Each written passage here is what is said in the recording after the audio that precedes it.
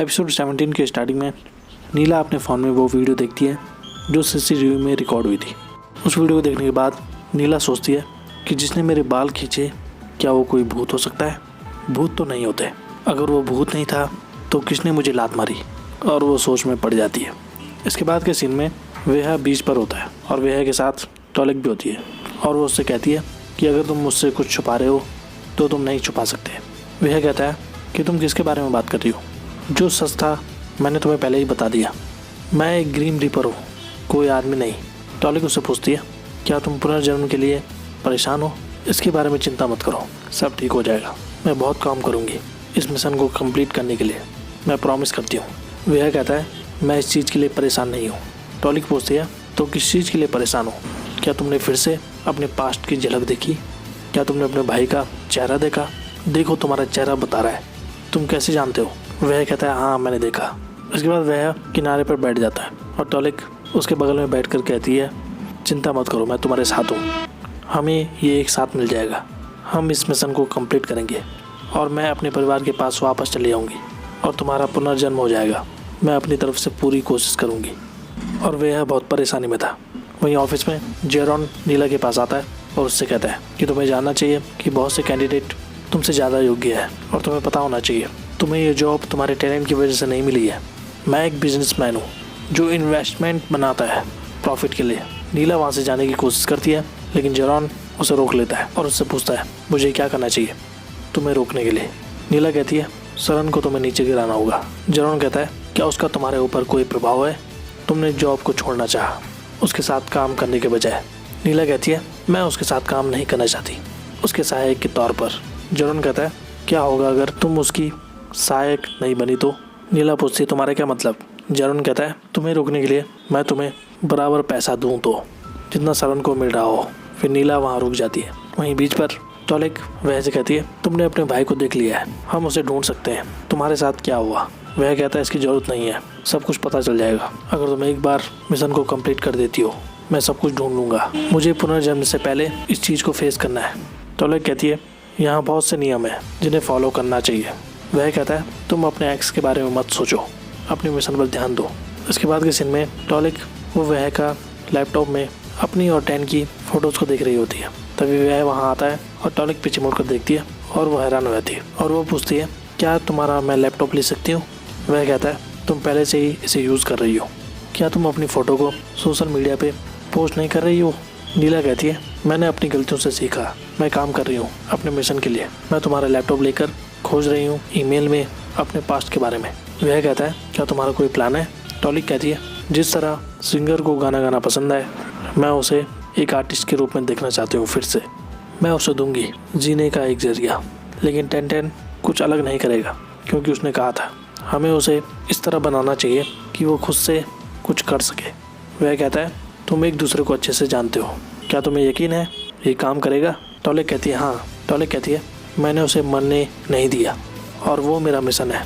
तभी वह वहाँ से गायब हो जाता है और वो झील के किनारे चले जाता है और अपने आप से कहता है कि मेरे साथ ये क्या हो रहा है? क्या ये सही नहीं है कि वो अच्छे से काम कर रही है? वहीं घर पर टेन देखता है कि उसके गार्डन में एक टेबल के ऊपर जली हुई कैंडल रखी गई है और चेयर पर गिटार रखा हुआ है और वो कहता है कि ये किसने किया होगा। तभी टॉलिक एक छोटे केक के ऊपर कैंडल जलाकर टेन के पास आती है। टेन कहता है मेरा आज बर्थडे नहीं है। टॉलिक कहती है तुम्हारी माँ ने तुम्हें आज जन्म नहीं दिया, लेकिन आज तुम्हारा जन्म म्यूज़िक इंडस्ट्री के लिए हुआ था। टेन कहता है क्या टॉलिक ने तुम्हें ये बताया था? टॉलिक कहती है टॉलिक ने हर एक चीज़ लिखी थी तुम्हारे बारे में, वो कुछ नहीं बोली थी। और वो टेन को कैंडल के ऊपर फूंक मारने के लिए कहती है। फिर टेन फूंक मारकर कैंडल को बुझा देता है। टॉलिक कहती है क्या हुआ, तुम्हारी आंखें नम हो गई? फिर टेन कहता है मैं चाहता हूँ टॉलिक जल्दी वापस आ जाए, बहुत सी चीज़ें हैं जो मुझे ठीक करनी है। टॉलिक पूछती है क्या तुमने गलतियाँ की थी? टेन कहता है कभी ना भूलने वाली गलतियाँ। और वो पूछता है मुझे क्या करना चाहिए अगर वो फिर से ज़िंदा नहीं होती? टॉलिक कहती है वो जल्द ही वापस आएगी। वो जानती है कि वो जो कर सकती थी वो उसने किया तुम्हारे पास वापस आने के लिए। उसके बाद टॉलिक उस छोटे केक को टेन को खिलाती है। वहाँ टेन और टॉलिक को साथ देखकर वह बहुत अपसेट हो रहा था और वो कहता है वो अब भी उससे प्यार करती है। इसके बाद टेन वो टॉलिक को गले लगा देता है टॉलिक पूछती है तुम क्या कर रहे हो। टेंटेन कहता है तुम एक पल के लिए यहीं पर रहो, टॉलिक की तरह। टॉलिक पूछती है क्या तुम टॉलिक को मिस कर रहे हो। टेंटेन कहता है हाँ, वो हमेशा मेरे साथ थी, हर कदम पर। टॉलिक कहती है फिर भी तुमने मेरे दोस्त को धोखा दिया। टेंटेन कहता है मैं वो सब चीज़ भूल चुका हूँ। टॉलिक कहती है एक आदमी को पता है कि एक औरत सच्ची है या नहीं, उसी तरह एक वोमेन भी जानती है ये चीज़ एक आदमी के बारे में जब वो एक अच्छी ज़िंदगी बसर कर रही है। तुमको देखने के बाद जो उसने कहा था वो सही निकला। इसके बाद टॉलिक को याद आने लगता है कि उसने वैसे वादा किया था कि वो अपने मिशन को कंप्लीट करेगी। टॉलिक कहती है मुझे यकीन है तुम्हारे पास अभी भी एक उम्मीद है। टॉलिक कोशिश करेगी तुम्हारे पास आने की। अगर वो आती है और तुम्हें इस तरह देखती है तो वो खुश नहीं होगी। तुम अपने को देखो, वो निराश होगी तुम्हें देखकर। टेंटेन पूछता है क्या तुम सोचती हो वो मुझे भूल जाएगी। टॉलिक कहती है हाँ, शायद वो भूल सकती है तुम्हें और तुम्हें छोड़ भी सकती है। कोई लूज़र को चाहना नहीं चाहेगा। टेंटेन कहता है मुझे अपनी गलतियों को सुधारना चाहिए। टॉलिक कहती है कि वो तुम पर गर्व करेगी। टेंटेन कहता है मैं पूरी कोशिश करूँगा। इसके बाद टेंटेन का फ़ोन आता है और वो फ़ोन को पिक करता है, फिर फ़ोन को काट देता है। बात सुनने के बाद टॉलिक पूछते क्या हुआ, कौन था फ़ोन पर। टेंटेन कहता है जोरेन ने कहा कि उसे शेयर चाहिए मेरे वाले, वरना वो मुझ पर मुकदमा कर देगा। जो मेरा सपना था वो टूट चुका है, मैंने कुछ भी नहीं छोड़ा। और वहीं जेरोन वो सरन के पास जाता है और अपने शेयर्स को सरन को दिखाता है और सरन जेरोन से कहता है एक समस्या है जो प्रॉब्लम अभी तक सॉल्व नहीं हुई तुम्हारे लास्ट शेयर होल्डर के साथ। जेरोन कहता है उसकी चिंता मत कीजिए आप, वो अपने शेयर्स मुझे देने वाला है। मैं आपको आफ्टरनून के बाद इंट्रोड्यूस कराने वाला हूँ बोर्ड से।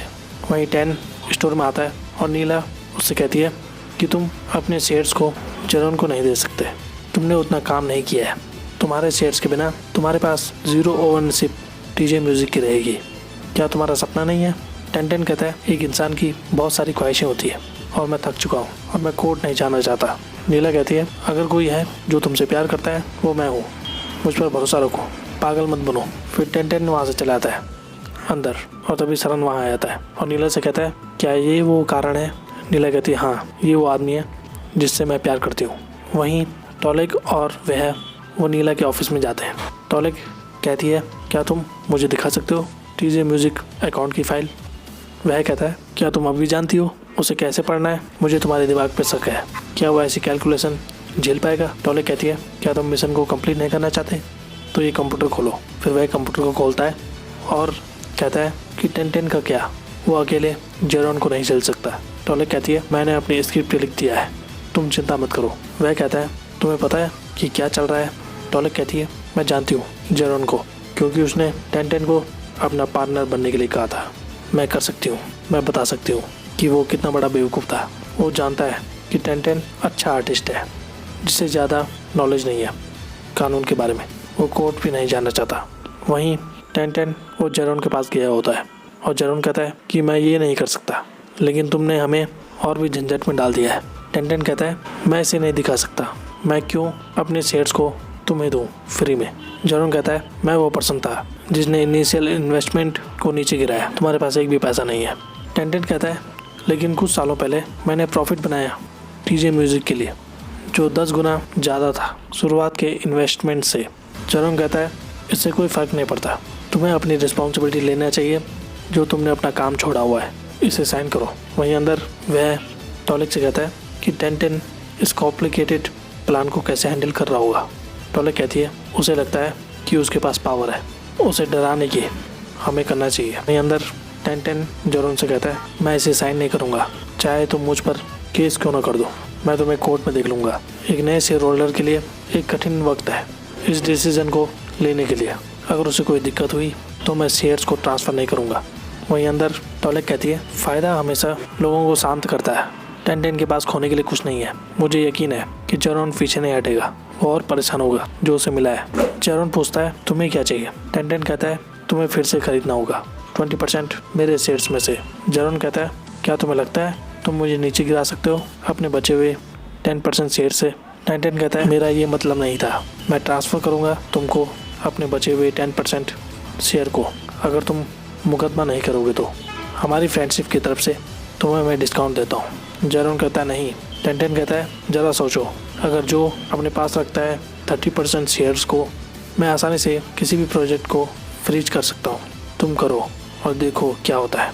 जो पूरी कीमत है कंपनी को मिला के और अकाउंट जो मिलेंगे वो उधार में से कट जाएंगे।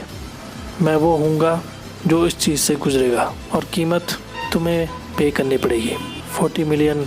और 10-10 अपना कागज़ जेरॉन को देता है और कहता है ये वो एग्रीमेंट है जो शेयर्स खरीदने के लिए जैसे लोग कॉल करनी चाहिए इसे बनाने के लिए। वहीं कैबिन में नीला आ जाती है और टॉलिक और वह किनारे आ जाते हैं और तभी टॉलिक कहती है कि हमने इसे नहीं मिटाया। और तभी वहाँ जेरॉन आ जाता है नीला से बात करने के लिए और वो नीला से पूछता है क्या तुमने 10 को मेरे खिलाफ भड़काया।